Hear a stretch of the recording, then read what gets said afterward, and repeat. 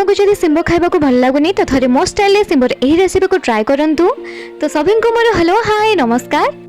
सिंबो राई करने ये मुझे सर्वप्रथम तेल को भल भाव गरम करने तेल में 5 फुटण कि पकई 5 फुटण पकई सारा पर ये मुझे काटिक रखि सिंबो को पकई आम गोटे छोट चामच हलदी गुंड लंका गुंड आ स्वाद अनुसार लुण पकई नबा आउ सब को आम भल भाव में मिक्स करके 50% को खबा को छाड़ीदेबा। यही भितर जदि आपको भिडियोटी भल लगुच तो वीडियो को लाइक करेंगे शेयर करेंगे आ हाँ चैनल जदि नुआ अच्छा तो चैनल को सब्सक्राइब करने को जमा भी भूलें ना।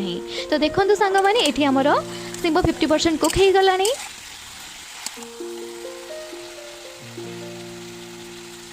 एबे आम ये आड करवा आगुरी बाटिके रखिदेबा पेस्ट जहाँकि मो स्क्रीन रे आपण मानक मेंशन कर देछि। बर्तमान एथिरे आमे किछि कटा टमाटो पकेकी या को भलो भाव में मिक्स करके अल्प किछि पानी दबा और यहाँ को घोड़े की लो टू मीडियम फ्लेम रे 10 मिनिट पाई कुक हबा को दबा।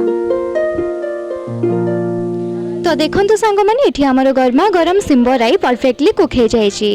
यहाँ को आपण रोटी किंबा भात सह खाई के एंजॉय कर पारिबे।